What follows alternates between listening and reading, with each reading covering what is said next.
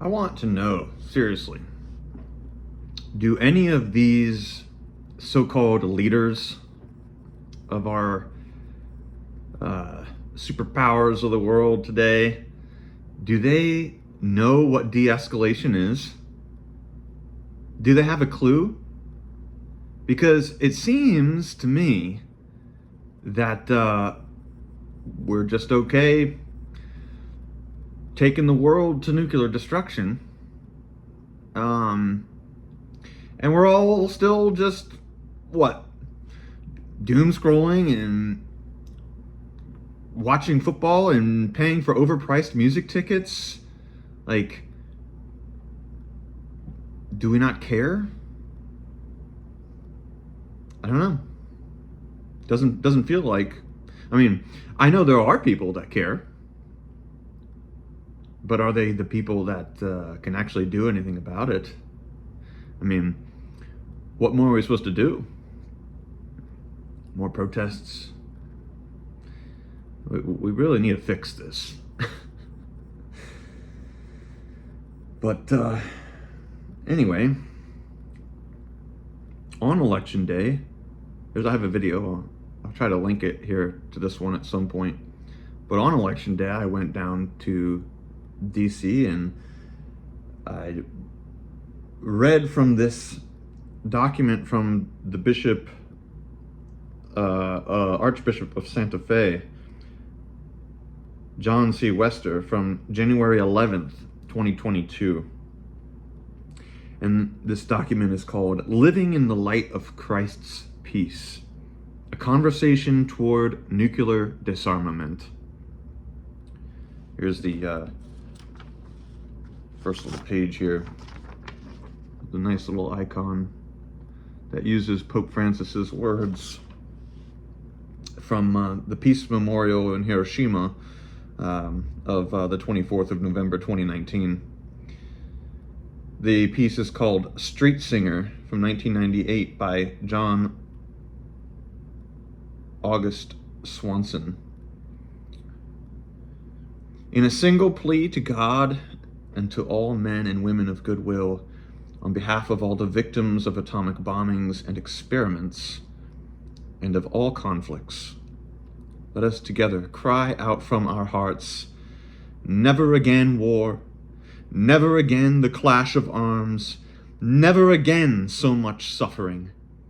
May peace come in our time and to our world.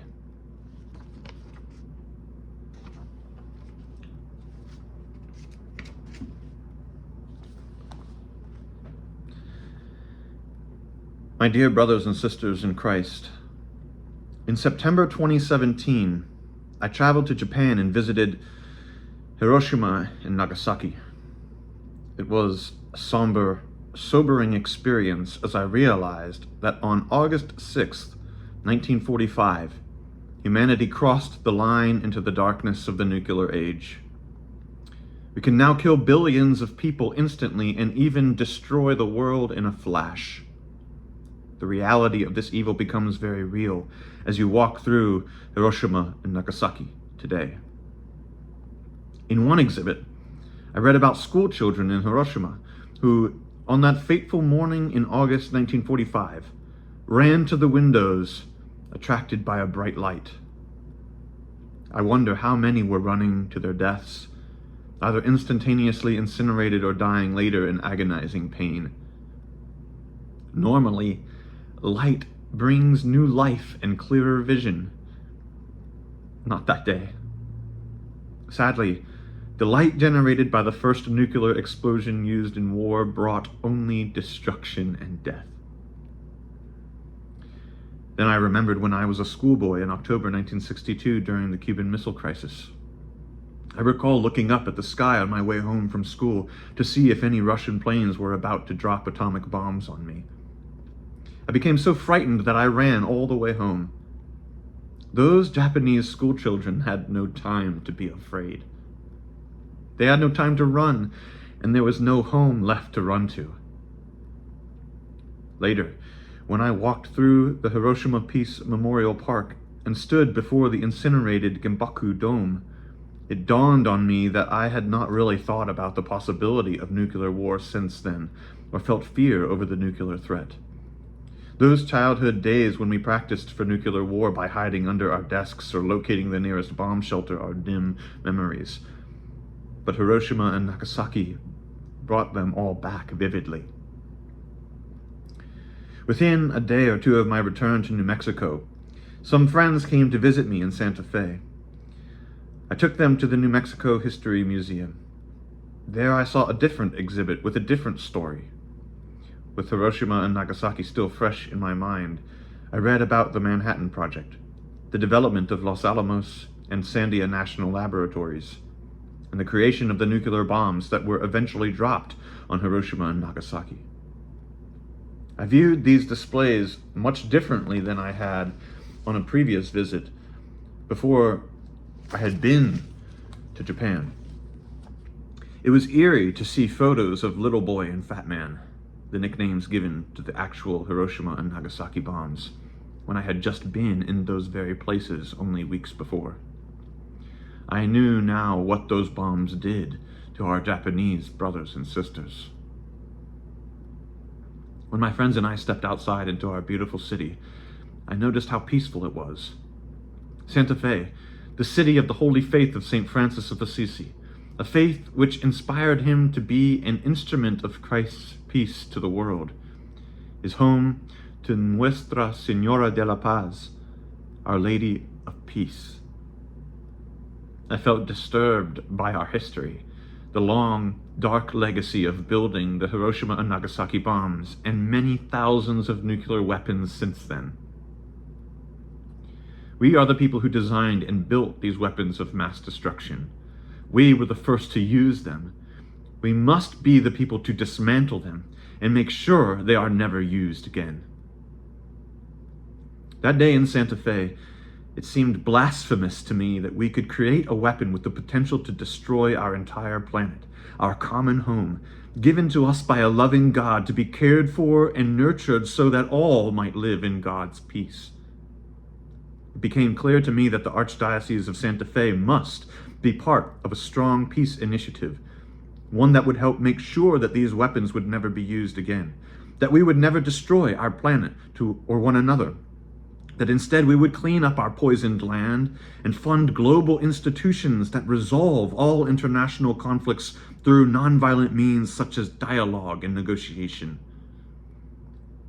Historically, the Archdiocese of Santa Fe has been part of a peace initiative, especially given our role in the creation and manufacture of nuclear weapons.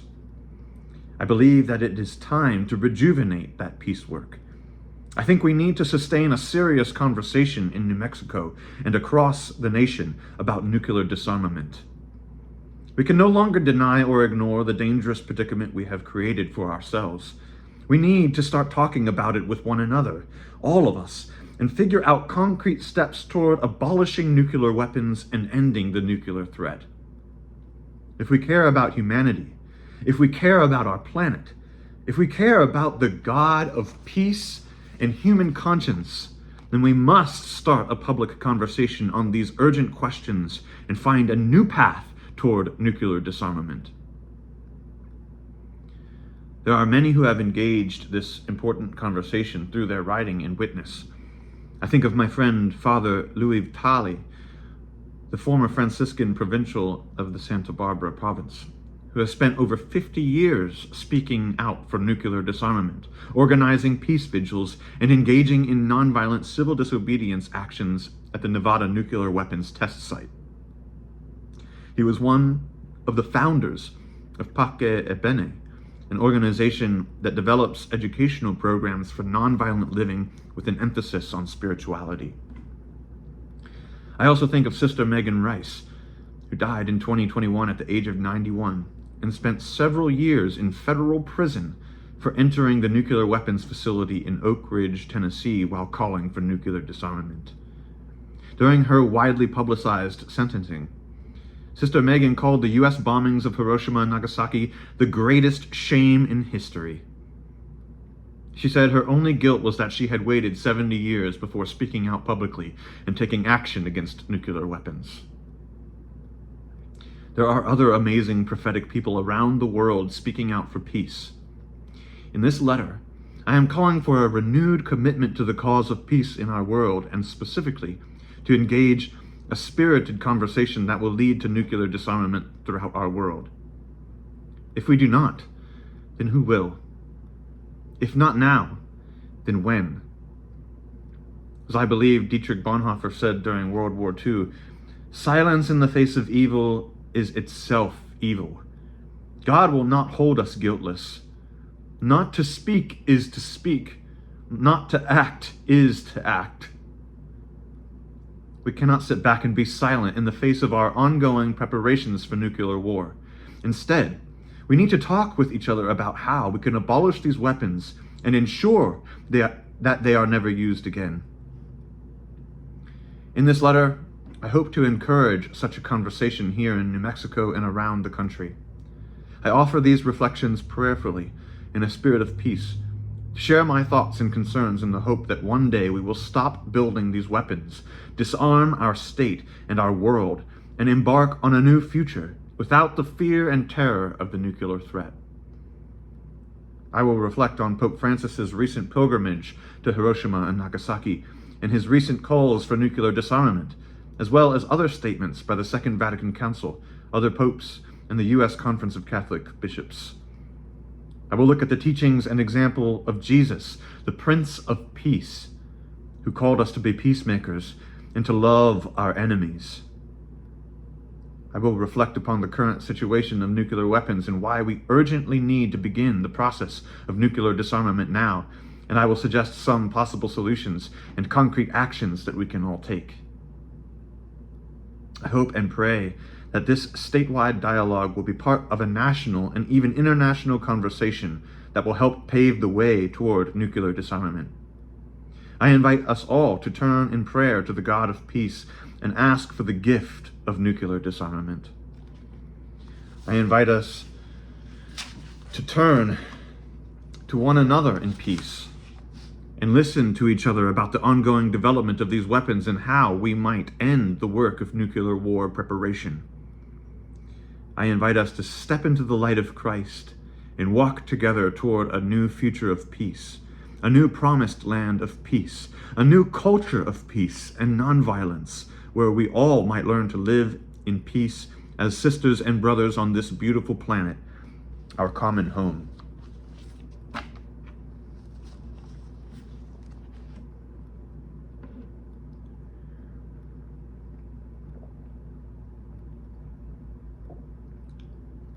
In recent years, Pope Francis has led the Church in a dramatic shift away from supporting nuclear weapons and deterrence to denouncing them as immoral and calling for their complete abolition. In 2017, Pope Francis publicly declared that nuclear deterrence is morally unacceptable. This pronouncement was made during the Dicastery for Promoting Integral Human Development's International Symposium on Prospects for a World Free of Nuclear Weapons and for Integral Disarmament. On November 24, 2019, Pope Francis visited Hiroshima and Nagasaki and met with atomic bomb survivors and prayed for nuclear disarmament. He spoke passionately about the black hole of death and destruction that nuclear weapons could cause today and called for a world without nuclear weapons. He added, "The use of atomic energy for purposes of war is today, more than ever, a crime not only against the dignity of human beings, but against any possible future for our common home. The use of atomic energy for purposes of war is immoral, just as the possession of atomic weapons is immoral." After laying a wreath at the memorial to all the bombing's victims in Nagasaki, the Pope declared the nuclear arms race creates a false sense of security, poisons international relations, and said these weapons are wasteful and environmentally damaging. In a world where millions of children and families live in inhumane conditions, the money that is squandered and the fortunes made through the manufacture, upgrading, maintenance, and sale of ever more destructive weapons are an affront crying out to heaven.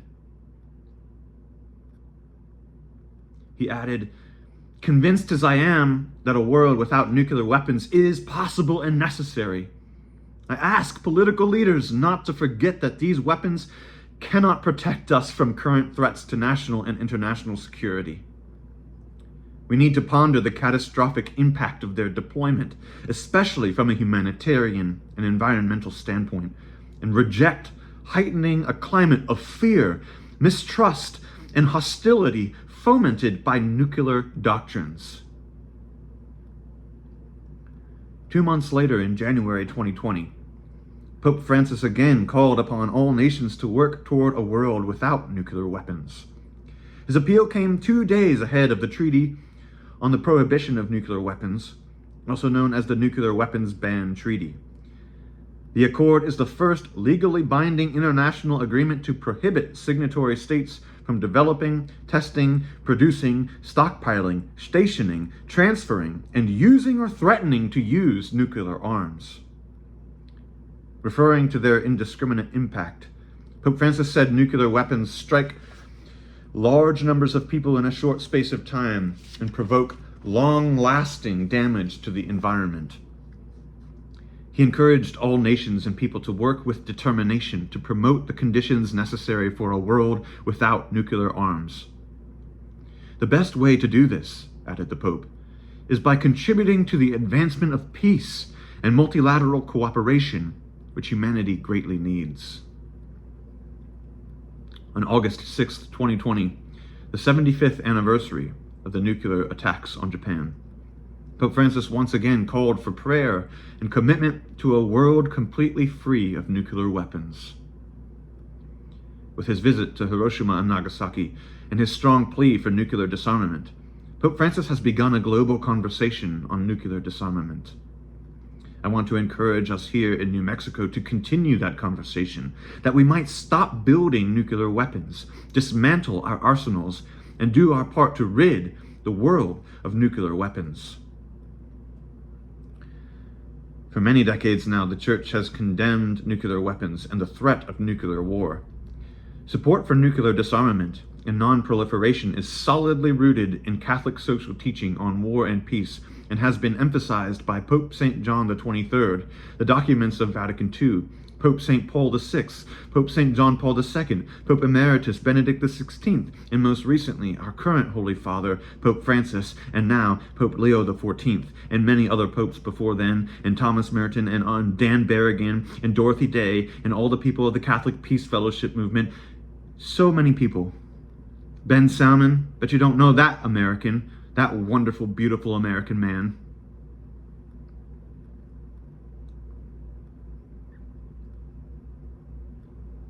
In addition, the U.S. bishops have advocated for nuclear disarmament and non-proliferation. Not enough. Just a year after the 1962 Cuban Missile Crisis, in his 1963 encyclical Pacem in Terris, which read the signs of the times to explore relationships between nations, Pope St. John XXIII reflected on the arms race which continued to build after the U.S. dropped the nuclear bombs in Hiroshima and Nagasaki. He noted the damaging outcomes of the arms race and called for its end, along with a ban on nuclear arms and a true and lasting peace based on mutual trust. He said, "We are deeply distressed to see the enormous stocks of armaments that have been and continue to be manufactured in the economically more developed countries. This policy is involving a vast outlay of intellectual and material resources, with the result that the people of these countries are saddled with a great burden, while other countries lack the help they need for their economic and social development.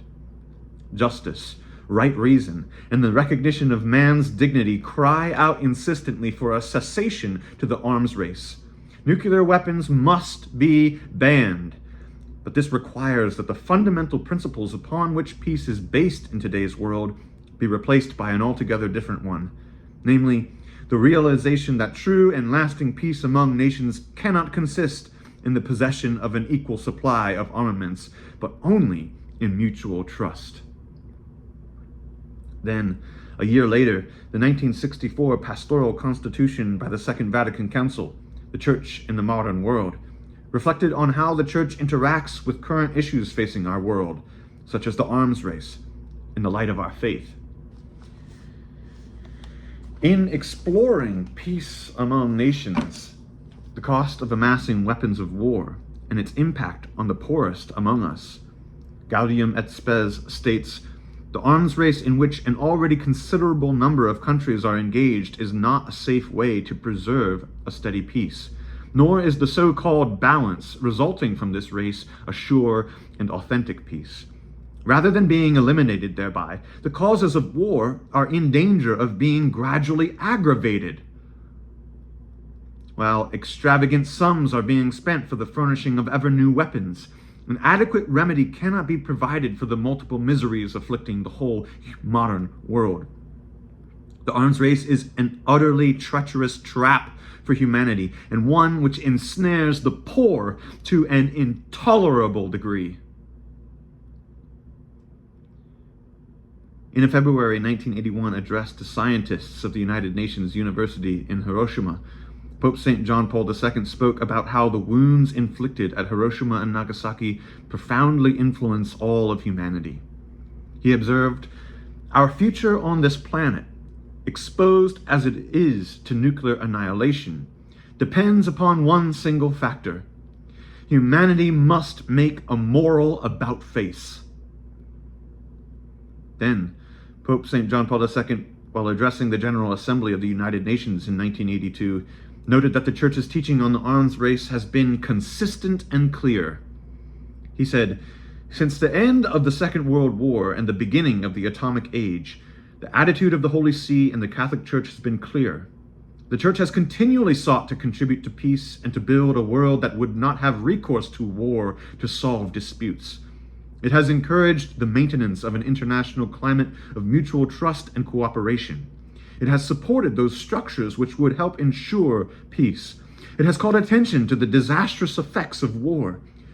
With the growth of new and more lethal means of destruction, it has pointed to the dangers involved, and going beyond the immediate perils, it has indicated what values to develop in order to foster cooperation, mutual trust, fraternity, and peace. Each successive pope and the Second Vatican Council continued to express their convictions, introducing them into the changing and developing situation of armaments and arms control. The Church has deplored the arms race, called nonetheless for mutual progressive and verifiable reduction of armaments, as well as greater safeguards against possible misuse of these weapons. It has done so while urging that the independence, freedom, and legitimate security of each and every nation be respected. The constant concern and consistent efforts of the Catholic Church will not cease until there is a general, verifiable disarmament, until the hearts of all are won over to those ethical choices which will guarantee a lasting peace."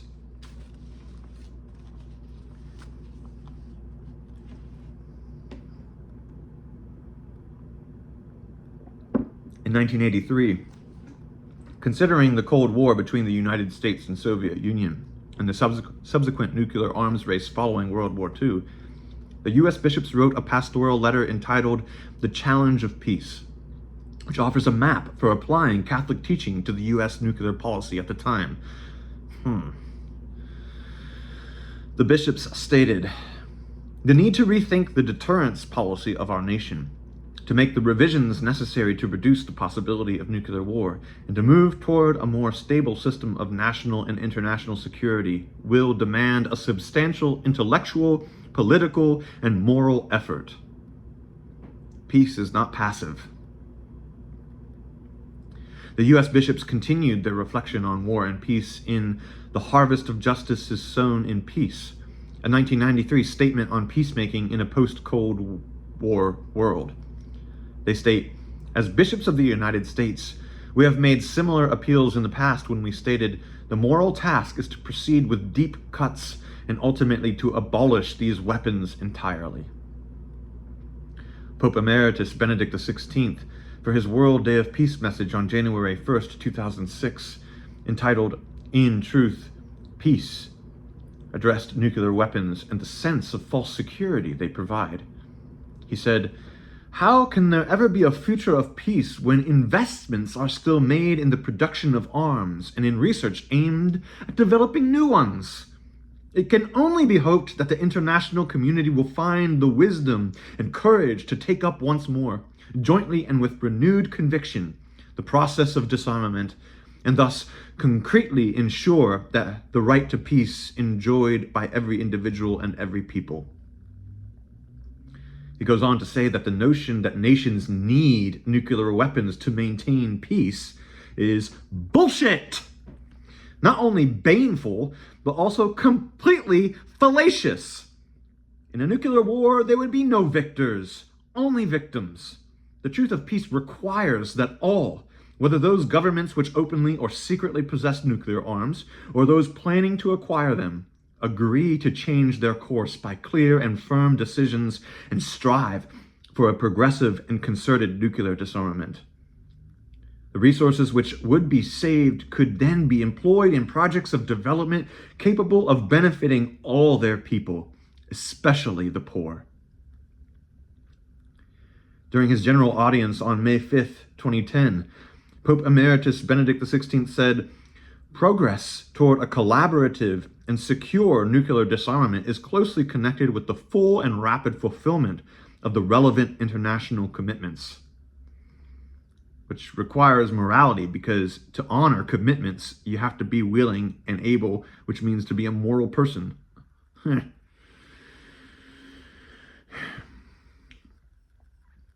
Peace, in fact, rests on trust and on respect for assumed obligations, not only on the balance of power. The statement on nuclear disarmament by the United States Conference of Catholic Bishops Committee on International Justice and Peace, February 14th, 2020, affirms the efforts of Pope Francis to address the nuclear threat. The words of Pope Francis serve as a clarion call and a profound reminder to all that the status quo of international relations, resting on the threat of mutual destruction, must be changed. As bishops of the United States, we have made similar appeals in the past when we stated the moral task is to proceed with deep cuts and ultimately to abolish these weapons entirely. Oh, I love this. Looks like maybe it was a wood carving by Otto Pencock. Christ breaks the rifle. It's beautiful. "Turn your swords into plowshares," said the prophets. In his encyclical letter, Fratelli Tutti, Pope Francis states, "International peace and stability cannot be based on a false sense of security, on the threat of mutual destruction or total annihilation, or on simply maintaining a balance of power. In this context, the ultimate goal of the total elimination of nuclear weapons becomes both a challenge and a moral and humanitarian imperative. With the money spent on weapons and other military expenditures, let us establish a global fund that can finally put an end to hunger and favor development in the most impoverished countries." Just a few months ago, Cardinal Pietro Parolin, Secretary of State for the Vatican, while addressing a conference on disarmament on November 17th, 2021, stated that security cannot be based on the threat of mutual destruction and fear, but must find its foundation in justice, integral human development, respect for human rights, care for creation, promotion of educational and health facilities, dialogue, and solidarity. He went on to say, "The ultimate goal of the total elimination of nuclear weapons is both a challenge and a moral and humanitarian imperative. And a practical approach should promote reflection on a multilateral and cooperative ethic of peace and security that goes beyond the fear and isolationism that permeate many current debates." Fear-mongering.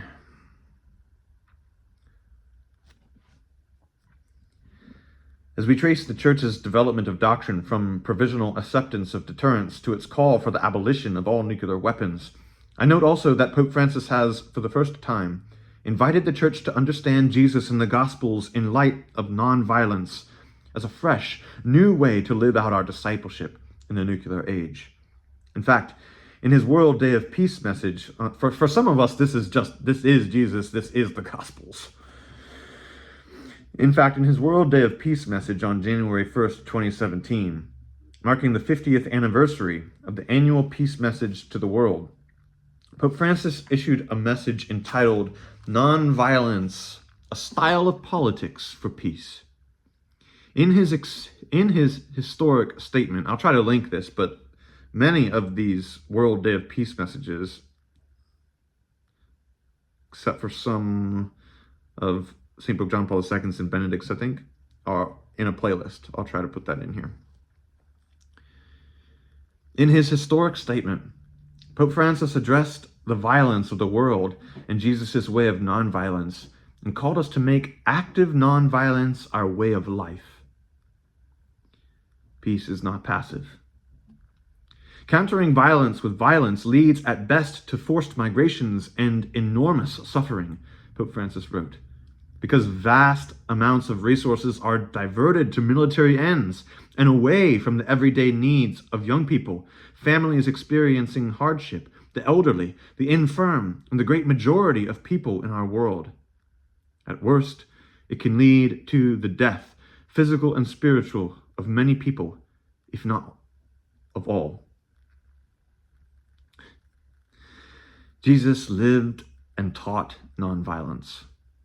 Pope Francis wrote, Christ offers a radically positive approach. He unfailingly preached God's unconditional love, which welcomes and forgives. He taught his disciples to love their enemies and to turn the other cheek.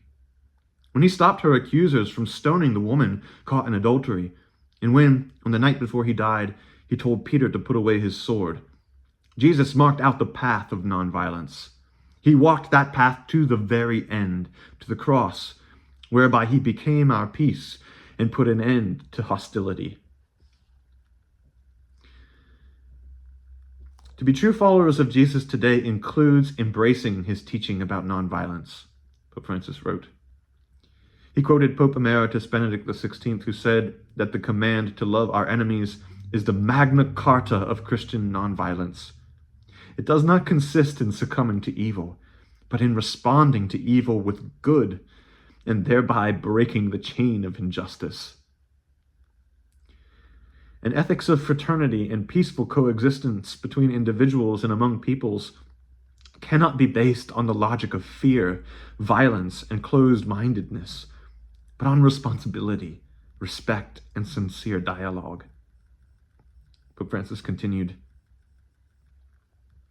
I plead for disarmament and for the prohibition and abolition of nuclear weapons. Nuclear deterrence and the threat of mutual assured destruction are incompatible with such an ethics, he concluded. Pope Francis ended with a solemn call that we put the active nonviolence of Jesus into practice.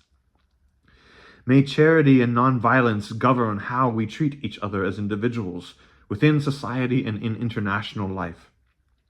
In the most local and ordinary situations and in the international order, may nonviolence become the hallmark of our decisions, our relationships, and our actions, and indeed of political life in all its forms. Active nonviolence is a way of showing that unity is truly more powerful and more fruitful than conflict. I pledge the assistance of the Church in every effort to build peace through active and creative nonviolence. Every such response, however modest, helps to build a world free of violence. May we dedicate ourselves prayerfully and actively to banishing violence from our hearts, words, and deeds, and to becoming nonviolent people, and to building nonviolent communities that care for our common home.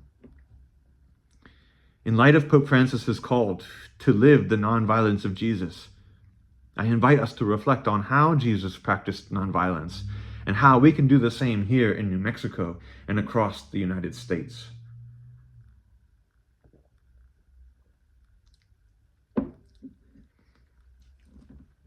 When he began his public ministry, Jesus said, "The kingdom of God is at hand. Repent and believe in the gospel." In part, he was saying the days of violence, injustice, war, and empire are coming to an end. We are invited to welcome God's reign of peace and live in God's universal love and nonviolence here and now. In the Beatitudes and the Sermon on the Mount, Jesus commanded us to be peacemakers and to love our enemies, saying, "Blessed are the peacemakers.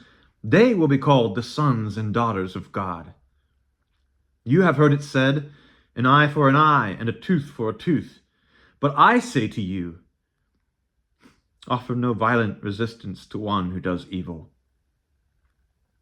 You have heard it said, "Love your countrymen and hate your enemies." But I say, love your enemies and pray for your persecutors. Then you will be sons and daughters of the God who lets the sun rise on the good and the bad, and the rain to fall on the just and the unjust. In these teachings, Jesus says that God is a peacemaker. And since we are God's sons and daughters, we are peacemakers too, not war makers. He says that God practices universal nonviolent love, and since we are the sons and daughters of the God of universal nonviolent love, we practice universal nonviolent love too. There are no exceptions, no justifications for warfare, and no just war theory. Many would question these teachings as naive, impractical, and idealistic. But as Reverend Dr. Martin Luther King Jr. said so well when he wrote about this call to love our enemies, Jesus was not an impractical idealist. He was the practical realist. Dr. King also stated, "Probably no admonition of Jesus has been more difficult to follow than the command to love our enemies. Some have sincerely felt that its actual practice is not possible. Others contend that Jesus' exhortation to love one's enemies is testimony to the fact that the Christian ethic is designed for the weak and cowardly, and not for the strong and courageous. In spite of these insistent questions and persistent objections, this command of Jesus challenges us with new urgency. Upheaval after upheaval has reminded us that modern humanity is traveling along a road called hate, in a journey that will bring us to destruction and damnation. Far from being the pious injunction of a utopian dreamer, the command to love one's enemy is an absolute necessity for our survival. Love, even for enemies, is the key to the solution of the problems of our world. Our responsibility as Christians is to discover the meaning of this command and seek passionately to live it out in our daily lives. Dr. King taught that nonviolent love toward our enemies is the only practical, realistic political solution left today. Even if we do not fully understand Jesus' commandment, as his followers, we have no choice but to try to put his teachings into practice here in New Mexico and in our nation. To love our enemies means we have to begin the process of ending our preparations to kill them, including our preparations to drop nuclear weapons on them. It means seeing every human being as a sister and brother, and doing everything we can not to harm them, but to actively love them, including the people of Russia, China, Iran, North Korea, Venezuela, Israel, Palestine, Syria, etc., and others.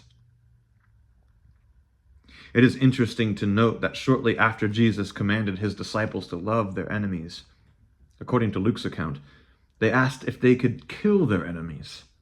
They wanted to call down hellfire from heaven on their enemies as Elijah did. This passage is particularly important for us here in New Mexico. Jesus had begun his walking campaign to Jerusalem, where he would confront systemic injustice, and was crossing the border between Judea and Samaria. The Judeans and Samaritans hated each other, engaged in violent attacks upon each other, and were at war. Jesus deliberately passed among them because he loved everyone unconditionally and wanted to show his followers how to love their enemies. Along the way, one Samaritan village refused to welcome Jesus because he was heading toward Jerusalem, where their enemies, the Judeans, lived. When James and John heard this, they asked Jesus, "Lord, do you want us to call down fire from heaven to consume them?"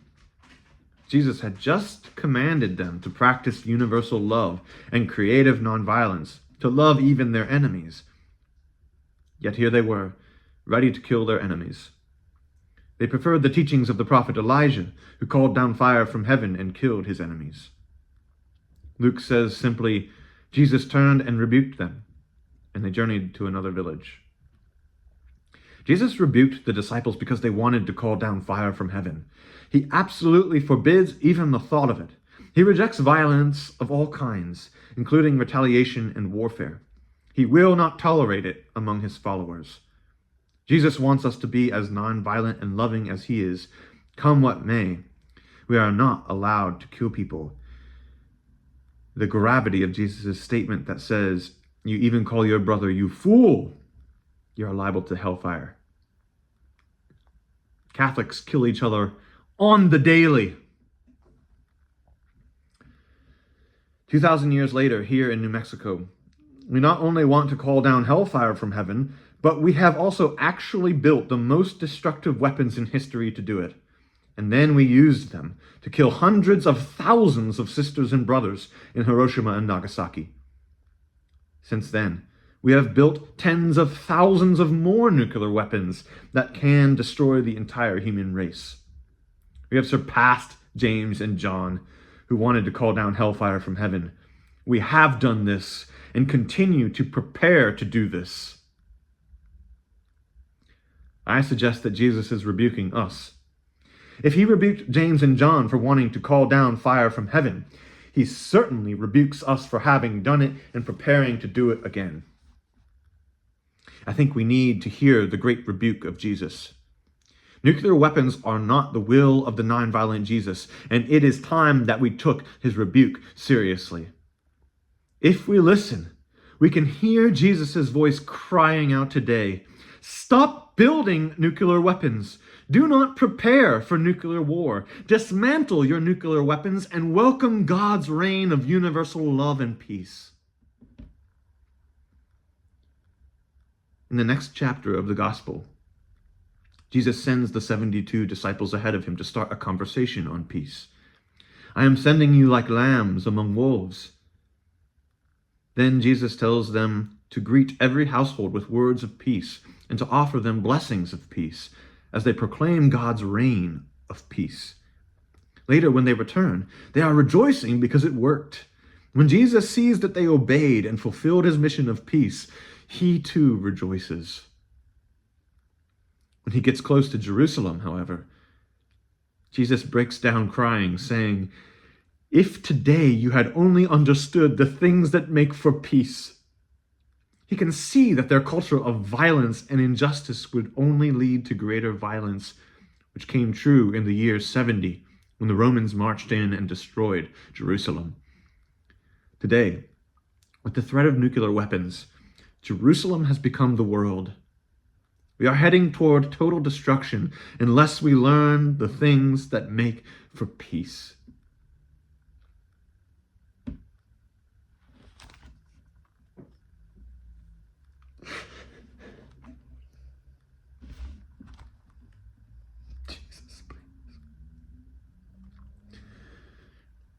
In Jerusalem, Jesus takes nonviolent direct action to confront systemic injustice in the temple.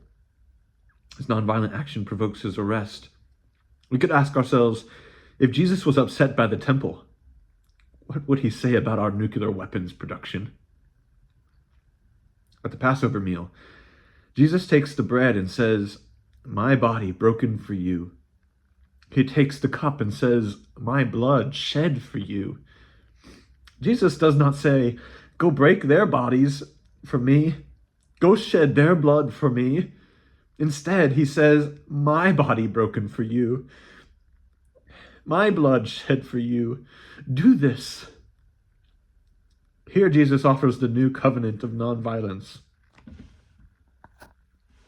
Those of us who partake of the Eucharist enter into the way of the nonviolent Jesus, which is the preference of suffering and dying rather than killing.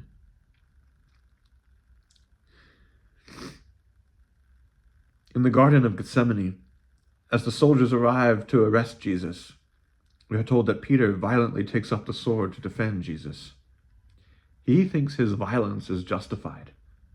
As he goes to strike the soldiers, Jesus issues his final commandment: put down the sword. These are the last words of Jesus to his community, to the church, before he was killed.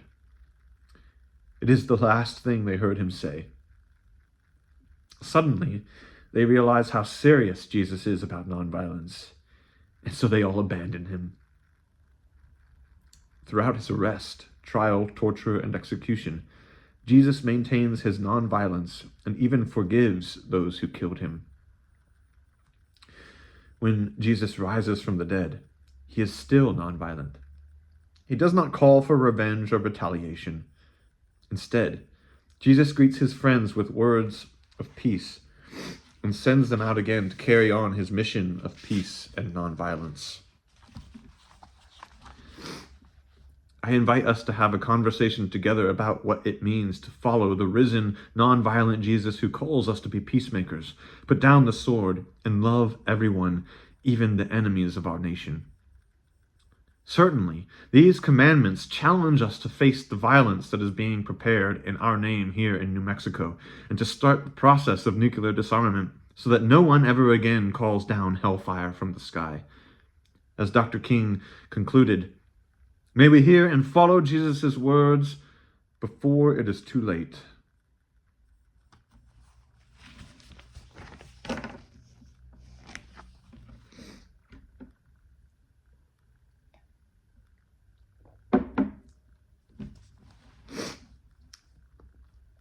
The Roman Catholic Archdiocese of Santa Fe is named for the sacred faith of St. Francis, the patron saint of the environment and tireless advocate of peace and for the poor. Pope Francis takes his papal name from St. Francis of Assisi and has repeatedly called for the abolition of nuclear weapons. Ironically, the U.S. government probably spends more on nuclear weapons within the boundaries of the Archdiocese of Santa Fe than any other diocese in the country and perhaps the world. Pope Francis has been unequivocally clear, not just in this. The possessing of nuclear weapons is immoral. In the past, the Vatican took the position that the possession of nuclear weapons could be justified for the purpose of deterrence and preventing others from using them. However, in 2015, the Holy See declared that it must be admitted that the very possession of nuclear weapons, even for purposes of deterrence, is morally problematic. While a consensus continues to grow that any possible use of such weapons is radically inconsistent with the demands of human dignity, in the past, the Church has nonetheless expressed a provisional acceptance of their possession for reasons of deterrence, under the condition that this be a step on the way toward progressive disarmament. This condition has not been fulfilled. Far from it. In the absence of further progress toward complete disarmament, and without concrete steps toward a more secure and a more genuine peace, the nuclear weapon establishment has lost much of its legitimacy. Now is the time to affirm not only the immorality of the use of nuclear weapons, but the immorality of their possession, thereby clearing the road to nuclear abolition. In reality, the United States and the USSR, now Russia, of course, never possessed their huge stockpiles for the sole purpose of deterrence. Instead, their nuclear weapons policies were always a hybrid of deterrence and nuclear war-fighting ability, both of which threaten global annihilation to this very day. For example, after the Obama administration concluded a high-level nuclear posture review in 2010, the Defense Department declared that the new guidance requires the United States to maintain significant counterforce capabilities against potential adversaries. The new guidance does not rely on a counter-value or minimum deterrence strategy. This continuing implementation, it's not just Republicans, it's not just Democrats, this is across the political spectrum. They're all rhinos anyway, if you people are not realizing that. I've been saying this for years and years and years. They're all bought and paid for by the system. This continuing implementation of nuclear warfighting capabilities was augmented by the Trump administration's 2018 nuclear posture review. It added a more usable, low-yield submarine-launched warhead, new sea-launched cruise missiles to replace those withdrawn in the early 1990s, and continuing retention of the United States' largest 1.2 megaton nuclear bomb, which was previously stated for retirement. The Biden administration is now preparing a new nuclear posture review scheduled for release in early 2022. It is not expected to reverse the nuclear powers' quest for new nuclear warfighting capabilities. Moreover, the US and Russia continue to keep thousands of nuclear weapons instead of just the few hundred needed for only deterrence. This endless search for competitive warfighting capabilities is driving the huge nuclear weapons modernization programs of the nuclear powers, in which the US plans to spend at least $1.7 trillion over the next 30 years. All of this is contrary to the abolition of nuclear weapons that Pope Francis directs us to undertake. Given the prominence of nuclear weapons in the land entrusted to our spiritual care, the Archdiocese of Santa Fe has a special responsibility to advocate for and provide guidance toward a future world free of nuclear weapons, as our Savior Jesus Christ and the sacred faith of St. Francis would want us to do. We ask for their blessings on the long road ahead toward a future world free of nuclear weapons.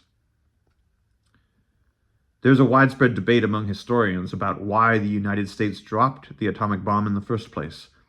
Many, such as Gar Alperovitz, argue now that the Japanese Emperor Hirohito was about to surrender on August 15, 1945, and that the US government knew this. Indeed, many key people in the Truman administration were against the atomic bombing and knew they did not need to drop these horrific bombs to end the war. Instead, some historians now claim the US dropped these weapons of mass destruction on Hiroshima and Nagasaki not to end the war, but to prove to the Soviets that the United States was militarily superior, thus beginning the nuclear arms race. Indeed, some historians now suggest it was not until the early 1950s that the War Department created the myth the atomic bomb saved lives. And that it what a bastardization of language. And that it prevented the possible death of 1 million Americans who might have died in an invasion that November. That myth remains widespread today and needs to be discussed. Today, the entire human family, and indeed the whole planet, is in peril because we did not sufficiently learn from the first nuclear arms race. Here we are, entering another race. Blow everybody up. Fucking idiots that we are. We are now entering a second nuclear arms race, as indicated by the termination of the Intermediate Range Nuclear Forces and Open Skies treaties between the US and Russia. The US still has 3,750 nuclear weapons in its active stockpile, a number sufficient to destroy the planet many times over, while dismantlement has slowed to only some 75 warheads a year. The US now plans to rebuild existing nuclear weapons with new military capabilities and produce newly designed warheads as well. New production plants are expected to be operational until at least 2075, and new heavy bombers, submarines, and ballistic and cruise missiles are being built to deliver the new nuclear warheads. Key to all this is the expanded production of up to 80 plutonium pit bomb cores each year at the Los Alamos National Laboratory. 72% of the lab's $4 billion fiscal year 2022 budget is for core nuclear weapons research and production programs. Why don't you put that into nuclear energy? Why don't we put that into being able to travel through space, or researching the depths of the ocean, or ending world hunger, or any numerous things that you could put $4 billion to. Russia has also been engaged in a major modernization program. President Vladimir Putin has announced new advanced nuclear weapons that he claims the US will never be able to defend against. International tensions are increasing over a possible Russian invasion of Ukraine. with one U.S. senator openly stating that nuclear war is not off the table. There's something fucking wrong with you people, man. China is building hundreds of new hardened silos for intercontinental ballistic missiles and has tested what appears to be a new hypersonic delivery vehicle. International tensions are escalating over Taiwan, which could conceivably draw the U.S. into a nuclear war. The Chinese buildup will almost certainly cause the Biden administration's pending nuclear posture review to adopt a more hawkish position than it would otherwise do. I haven't looked into that, but I'm sure it did. It could also set off a tri-party nuclear arms race between India, China, and Pakistan. The United Kingdom and Pakistan are numerically expanding their arsenals, while the US and the United Kingdom have announced plans to share nuclear submarine technology with Australia.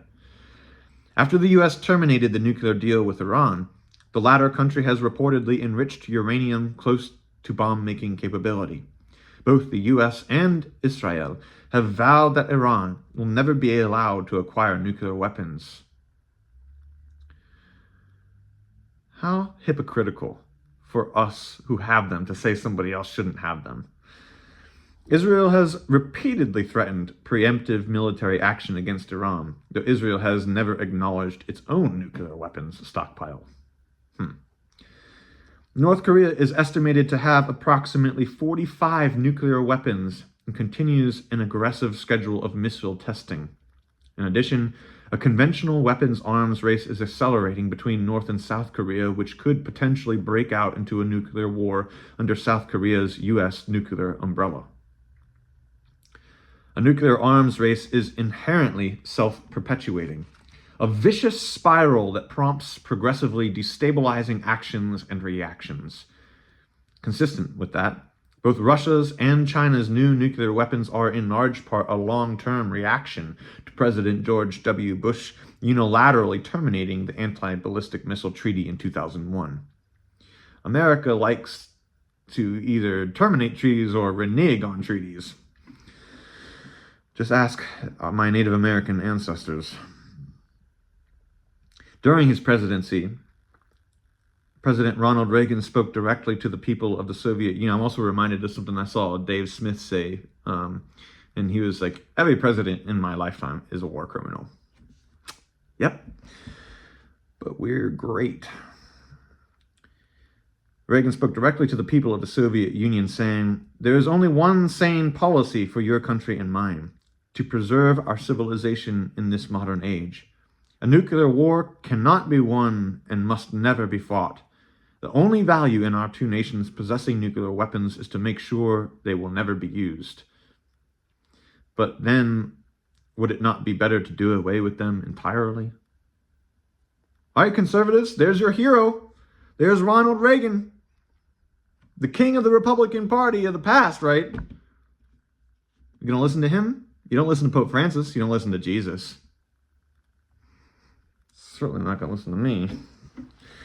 The only solution that ensures enduring global safety is the multilateral and verifiable elimination of nuclear weapons that both President Reagan and Pope Francis have directed us toward. The obvious dangers of nuclear war are well known from the atomic bombings of Hiroshima and Nagasaki, which killed approximately 200,000 people, overwhelmingly non-combatants. However, that's our genocide. There's a genocide happening right now in Palestine. That's our genocide. And it took us 2 days. 2 bombs.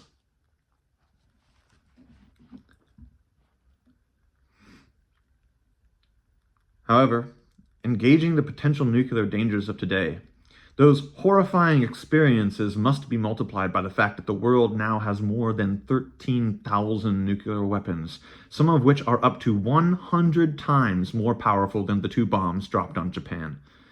An estimated 2,000 US, Russian, British, and French warheads remain on high alert, ready for use on short notice. Less well-known adverse consequences of possessing nuclear weapons are: the effects of uranium mining for nuclear weapons are estimated to have led to some 1,000 deaths in the US from lung cancers, disproportionately affecting Native Americans, including the Diné and Laguna Pueblo in New Mexico. Hundreds of abandoned uranium mines continue to contaminate the Diné homeland. Something that would never happen if we had not stolen their land in the first place. Many nuclear weapons workers became seriously ill or died from radiation and chemical exposures. Nationwide, over 130,000 workers or their families filed claims. Within the boundaries of the Archdiocese of Santa Fe, 17,595 claims have been filed for the Los Alamos National Lab and 6,239 for the Sandia National Lab. More than 75 years of nuclear weapons research and production at LANL has resulted in about 900,000 cubic yards of radioactive and hazardous wastes buried in unlined pits and shafts. There are no plans for comprehensive cleanup.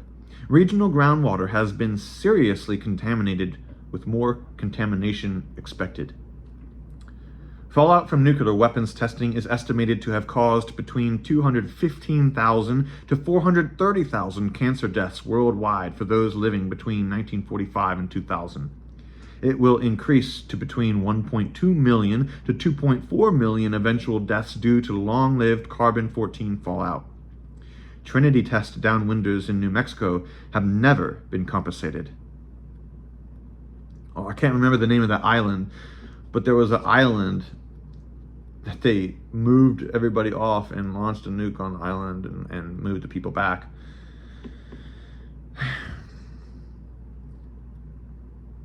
No, they didn't move the people back, but the fallout affected where they moved to anyway.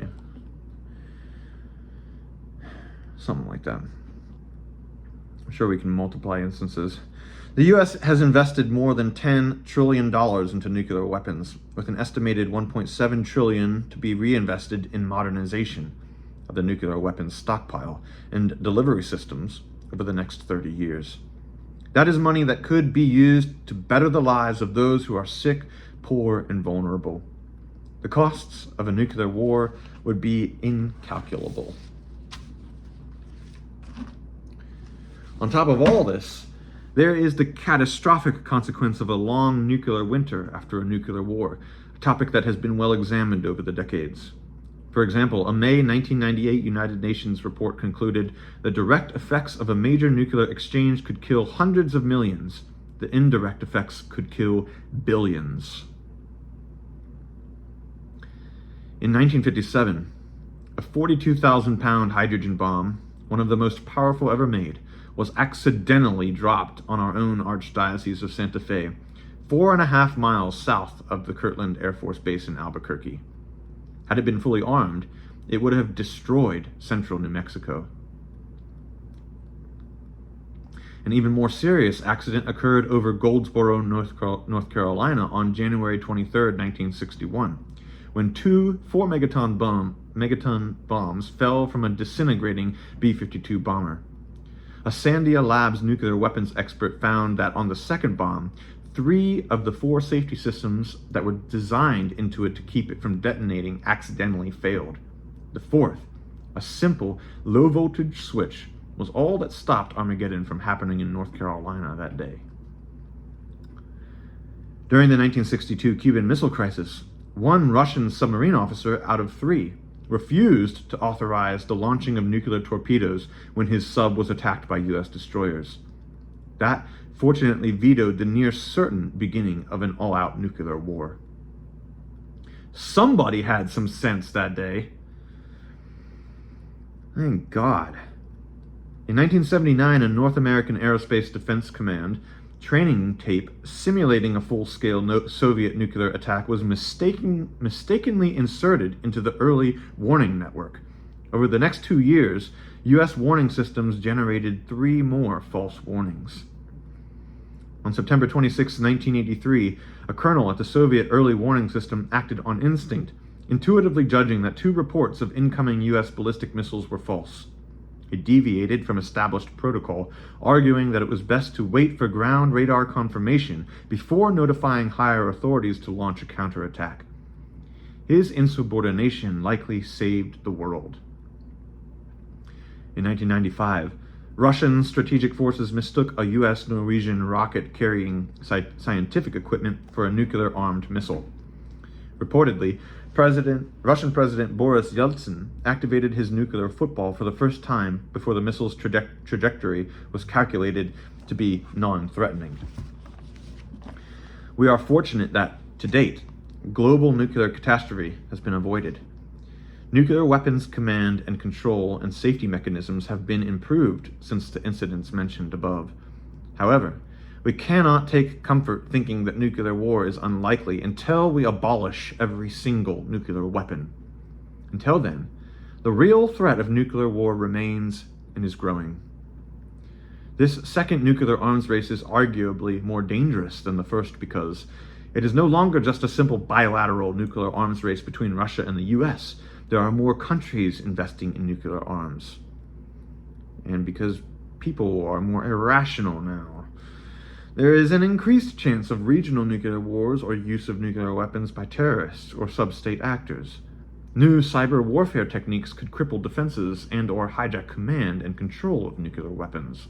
Technological advances in hypersonic delivery platforms and artificial intelligence will introduce new uncertainties. Climate change will likely cause massive disruptions in human migrations around the world that increase the chances of conflict, including nuclear war.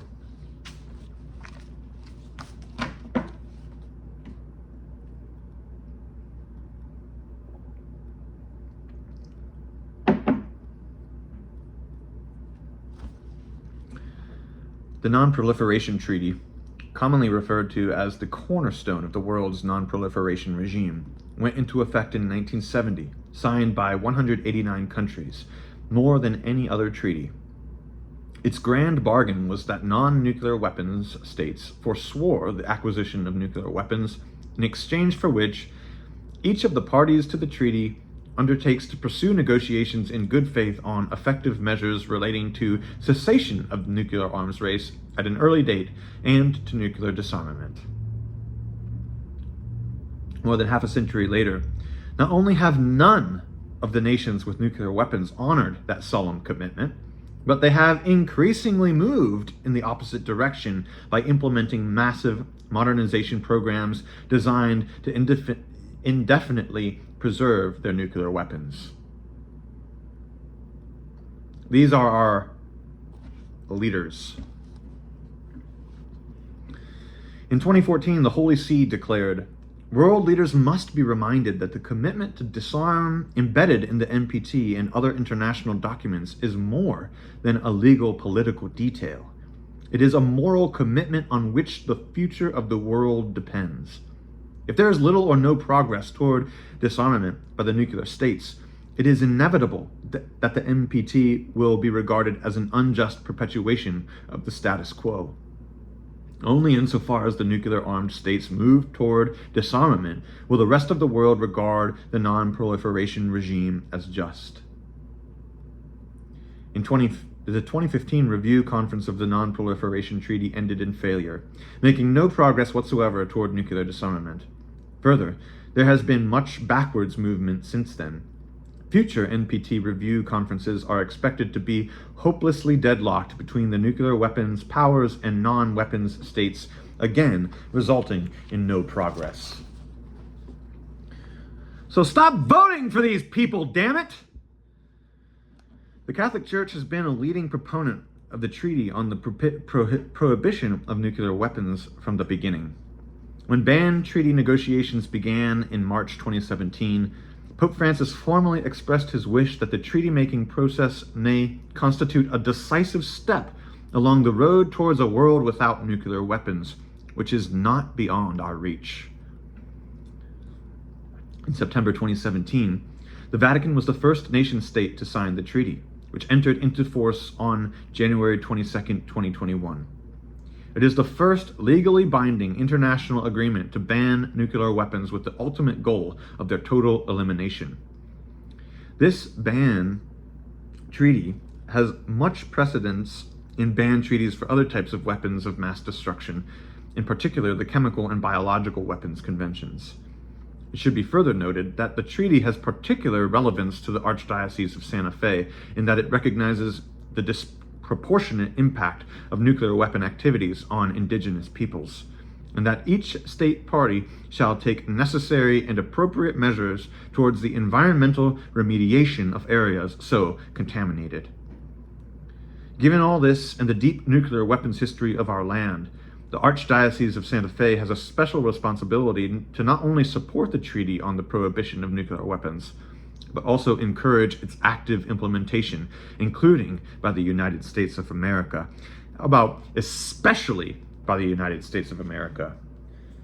You want to be considered great? Do great things. Be great. Be a great example for the rest of the world. That's how you make America great. New Mexico hosts two of the nation's 3 nuclear weapons laboratories, the Los Alamos and Sandia National Laboratories. During World War II, much of the land for the Los Alamos lab was seized from Native American ancestral lands and Hispanic homesteaders without adequate compensation, continuing the legacy of colonialism, racism, and systemic violence. The Los Alamos National Laboratory was the birthplace of nuclear weapons, designing and producing the atomic bombs that destroyed Hiroshima and Nagasaki. The Trinity test, the world's first atomic explosion, was conducted in south-central New Mexico. New Mexico, aptly nicknamed the Land of Enchantment, has the country's largest repository of nuclear weapons with an estimated 2,500 warheads held in reserve underground at the Kirtland Air Force Base less than 2 miles south of Albuquerque International Airport. If New Mexico were a separate country, it would be the 3rd largest nuclear weapons power in the world.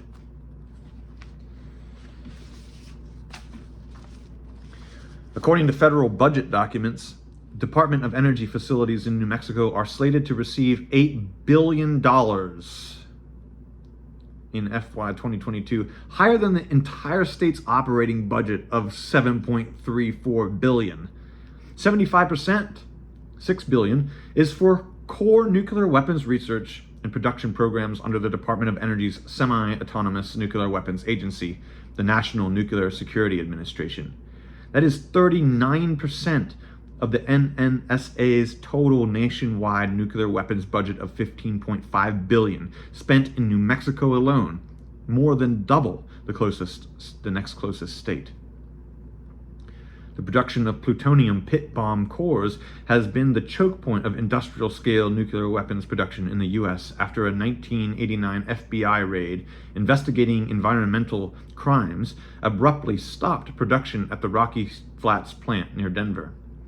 In 1996, the Department of Energy transferred the pit production mission back to LANL, but capped it at 20 pits per year.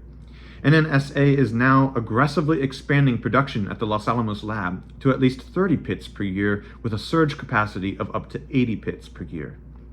LANL is receiving $1 billion in 2022 alone for expanded pit production for speculative new design nuclear weapons.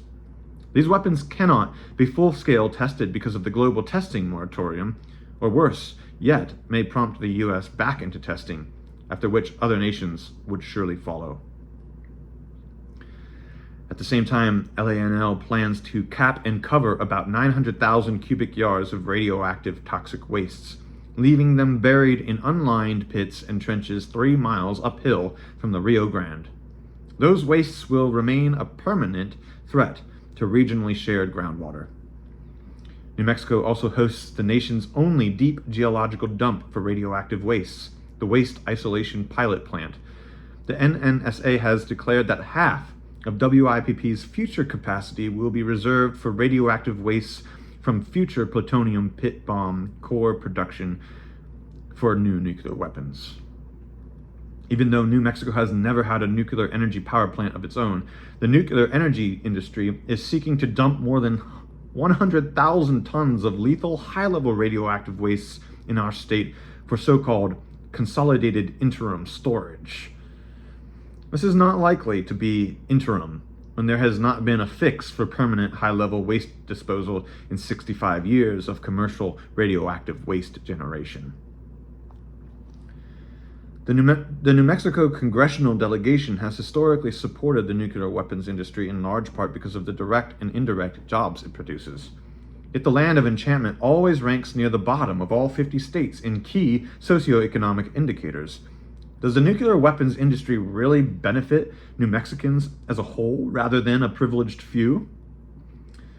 Do any of their policies affect anybody positively other than the few? The evidence indicates no. During the 79 years the nuclear weapons industry has been in New Mexico, Census Bureau data shows that our state has slipped in per capita income from 37th in 1959 to 49th in 2019. Further, a recent economic study concluded that the presence of the lab is a net economic drain on the 7 county governments surrounding Los Alamos County. In contrast, U.S. Census Bureau data rank Los Alamos County as the 4th wealthiest county in the U.S. in terms of median household income. According to U.S. Census Bureau data, New Mexico is 48% Hispanic and 12% Native American. Los Alamos County is 79% non-Hispanic white and has more millionaires per capita than any other county in the U.S. In contrast, New Mexico has the highest percentage of children and seniors living in poverty. Further, the land of enchantment was recently ranked as 49th among all states in overall child well-being. All of this is evidence of the economic inequality and institutional racism that is endemic to our country. In 2014, the Holy See wrote, "Since the end of the Cold War more than 20 years ago, the end of the nuclear standoff has failed to provide a peace dividend that would help to improve the situation of the world's poor. Indeed, enormous amounts of money are still being spent on modernizing the nuclear arsenals of the very states that are ostensibly reducing their nuclear weapons numbers. The cost of nuclear weapons modernization in the U.S. has risen dramatically since then to include not only the entire stockpile, but also enormous sums for new missiles, submarines, and bombers to deliver the new warheads. Further, the entire nation is experiencing increasing economic inequality between the rich and the poor. As President Dwight D. Eisenhower famously said, "Every gun that is made, every warship launched, every rocket fired signifies, in the final sense, a theft from those who hunger and are not fed, those who are cold and are not clothed. This world in arms is not spending money alone. It is spending the sweat of its laborers, the genius of its scientists, the hopes of its children. This is not a way of life at all, in any true sense.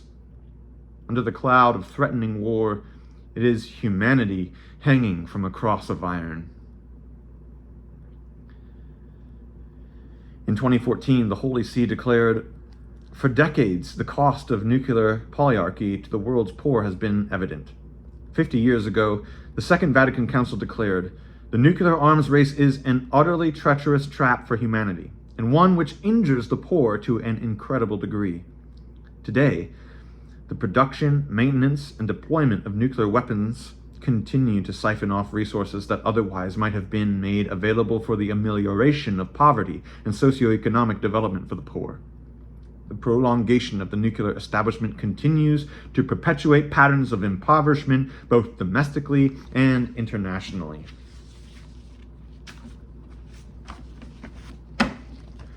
In 2019, Pope Francis declared, "Here in this city, which witnessed the catastrophic humanitarian and environmental consequences of a nuclear attack, our attempts to speak out against the arms race will never be enough. The arms race wastes precious resources that could be better used to benefit the integral development of peoples and to protect the natural environment.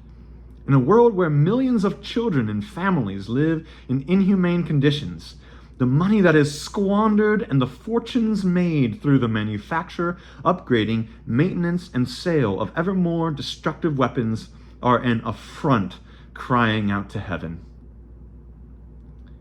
In light of these statistics and realities, I agree with Pope Francis and many others that the time has come to commit ourselves globally to the complete abolition of nuclear weapons.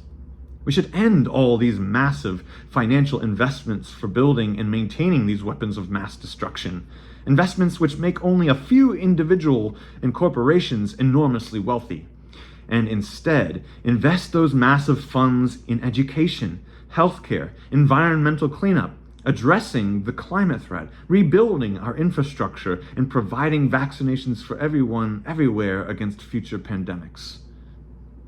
With those funds, we could end poverty and hunger, maybe even the causes of warfare itself, by funding real international conflict resolution programs to prevent future wars.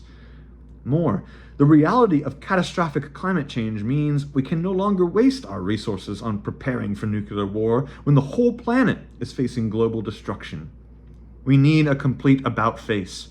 It is time to take up the hard work of nuclear disarmament and move toward the creation and building of a new culture of justice that cares for our planet and offers peace for everyone.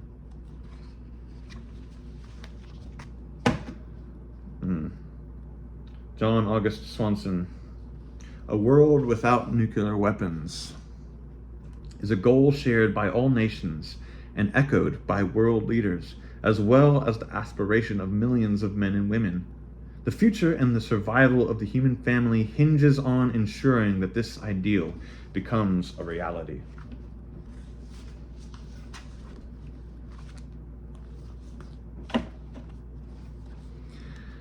I invite everyone in New Mexico and across the nation to join this conversation about the urgent need for nuclear disarmament. I invite us to pray together, study together, dialogue together, and take concrete steps together that we might cut back and soon abolish our nuclear weapons. For decades, many Catholics in New Mexico have been praying for peace, engaging in creative dialogue, and calling upon the national labs to stop building nuclear weapons. Beginning in 1982, the Archdiocese of Santa Fe sponsored an annual ecumenical and interfaith prayer pilgrimage for peace from the Santuario de Quimeo to Los Alamos that continued through the early 2000s. During the 1980s, the Archdiocese of Santa Fe also hosted dialogues that included parishioners, clergy, employees of both the Los Alamos and Sandia National Laboratories, and members of the military, where together we reflected on Scripture, Catholic social teaching, and the Vatican II documents. In the last 15 years, a group of Catholics and other New Mexicans have kept an annual vigil every August 6th in Ashley Pond Park in Los Alamos, the site where the original Hiroshima bomb was built, and called for nuclear disarmament.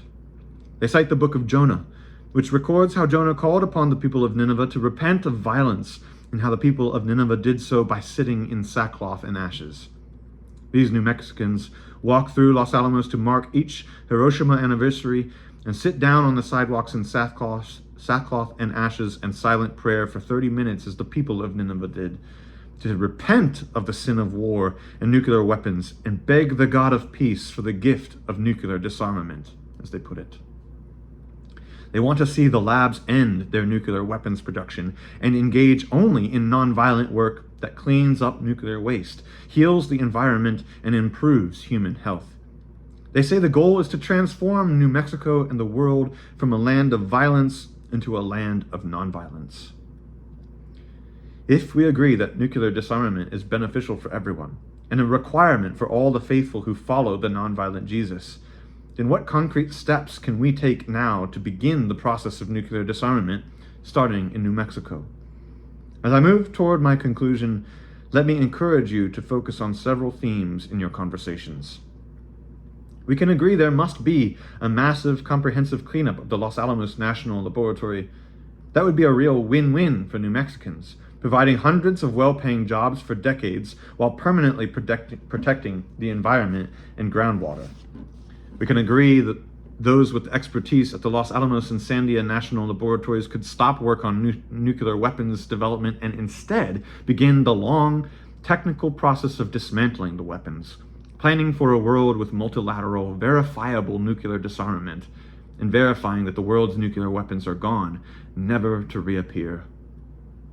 Non-proliferation programs at both the Los Alamos and Sandia National Laboratories should focus on and prioritize advanced technologies for the remote sensing, accounting, and monitoring of nuclear weapons and materials that will enable a future world free of nuclear weapons. Improved verification technologies will be needed to support future arms control treaties. The design expertise of both labs will always be needed for the dismantling and disposal of existing nuclear weapons. All of these technical means are necessary to underpin a verifiable future world free of nuclear weapons while providing high-paying jobs into the future. We can agree catastrophic climate change is now a real national security threat, and even more, a real global security threat.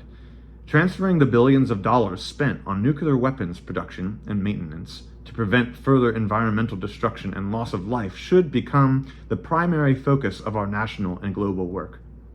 As Pope Francis states in his 2015 encyclical Laudato Si on care for our common home, climate change is a global problem with grave implications: environmental, social, economic, political, and for the distribution of goods. It represents one of the principal challenges facing humanity in our day. Specifically, we could mobilize the resources used for nuclear weapons in New Mexico for solar, wind, and geothermal resources, which will be needed as we stop extracting fossil fuels. At the moment, Department of Energy funding for renewable energy research in New Mexico is only 0.4% of its nuclear weapons budget in our state. In March 2019, the New Mexico State Legislature passed the Energy Transition Act, which requires the doubling of renewable energy use by 2025, 50% renewable energy use by 2030, and 100% carbon-free electricity generation by 2045. It is expected to create up to 8,830 new jobs in New Mexico's clean energy economy and stimulate over $4.6 billion of new investment in the state in 2030. Just like comprehensive cleanup at the Los Alamos lab, expanding renewable energy would be a win-win for northern New Mexicans, helping to mitigate adverse climate change while providing high-paying jobs. Now that's a little too irrational, commonsensical for us. Further, we can agree the time has come to transfer the massive funds spent on preparation for nuclear war to ending poverty and hunger, beginning here in New Mexico and then throughout the world. Also, imagine the good that would happen if we invested massive funds in international conflict resolution programs. Perhaps we might be able to get at the root cause of war itself and prevent future wars if we spend our resources on proactive global peace building and peacemaking efforts.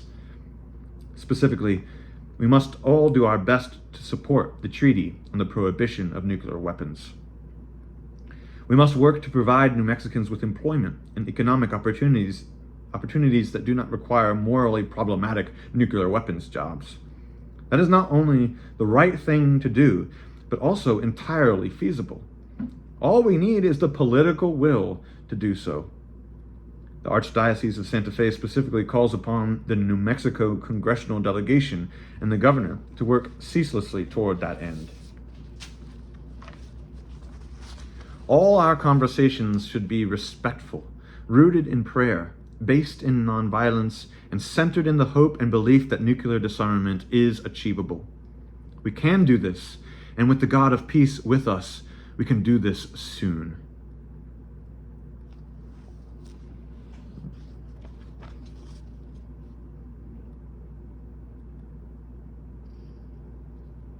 Dear friends, in this letter, I have shared the impact that my experience in Hiroshima and Nagasaki had on me, the call of Pope Francis for nuclear disarmament, and the gospel teachings of Jesus on peacemaking, nonviolence, and universal love.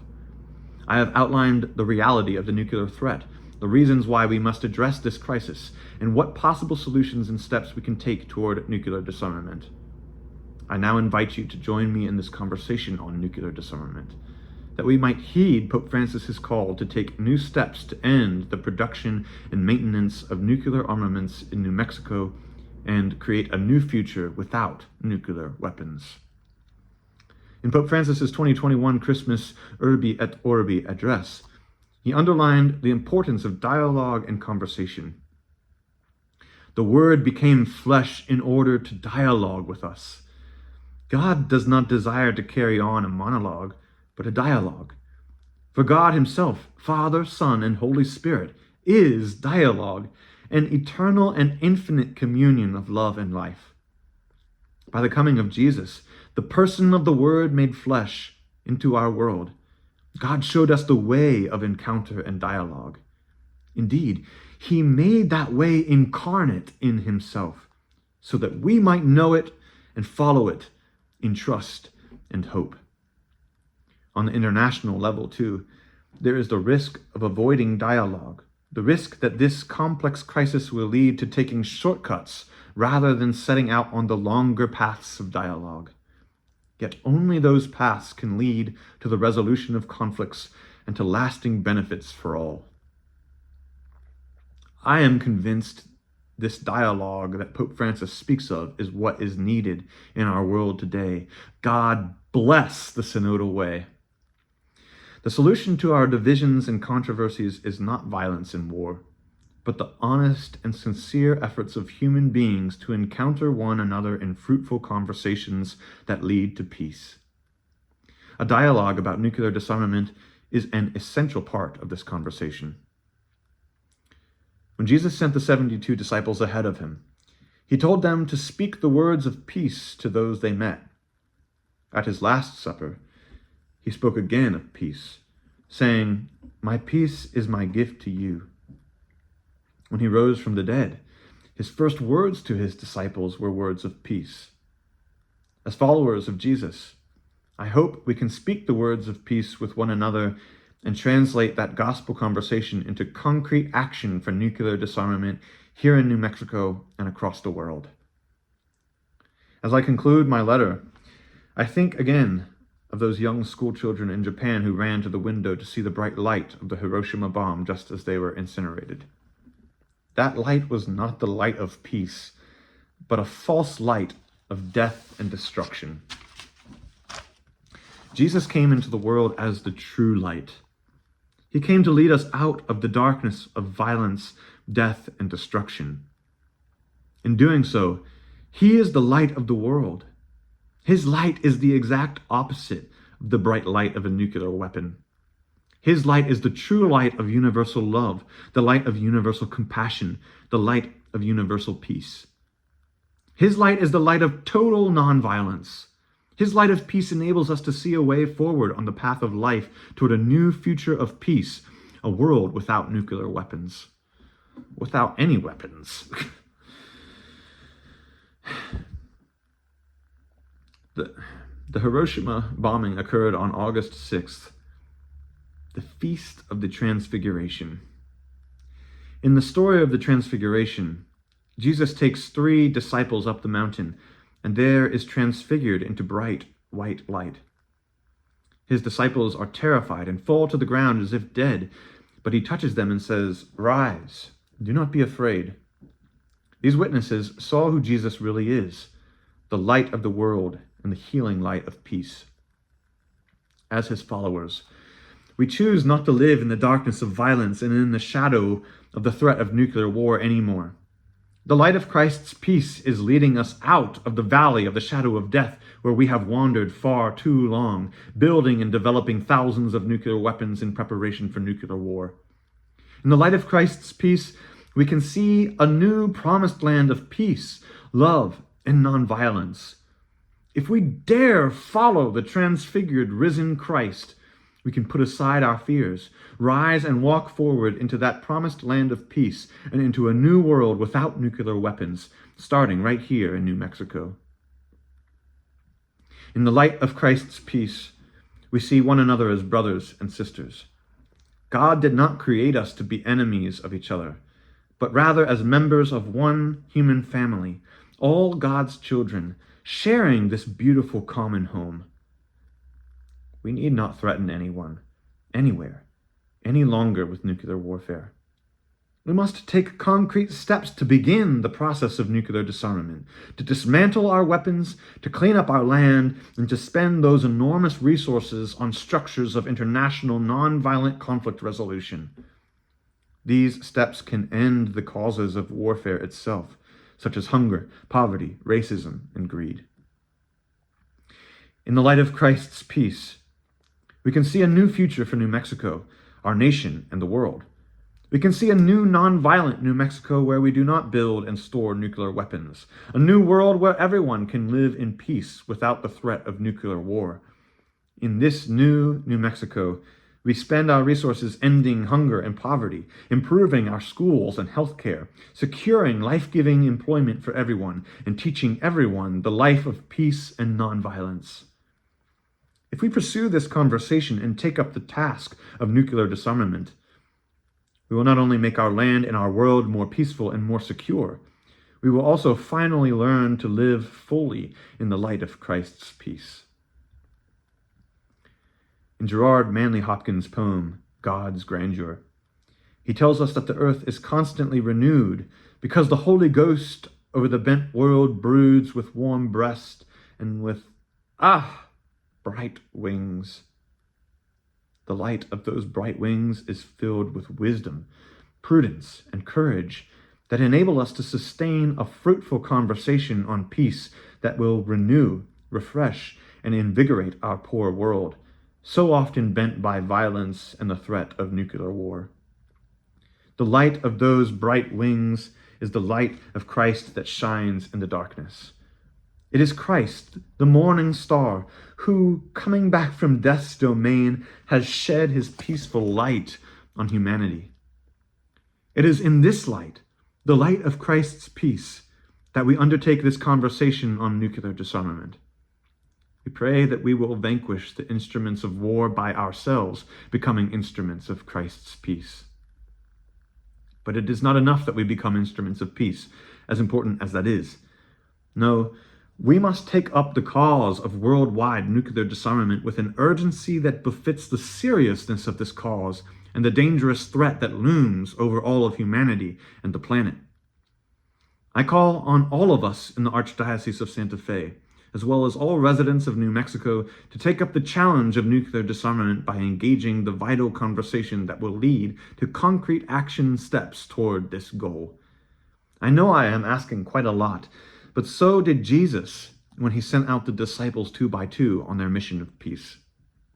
And like those disciples, we are missioned by Christ, empowered by Christ, and strengthened by Christ for the task at hand. One of the first titles given to the image of our Blessed Mother, brought from Spain to New Mexico in early 17th century, was Nuestra Señora de la Paz. I humbly ask you to join me in this new conversation that will lead to nuclear disarmament, praying that Our Lady of Peace will intercede for us and show us the way to live in the light of Christ, whose gift to us is peace. Your brother in the light of Christ's peace. Amen. Go and do the things that make for peace.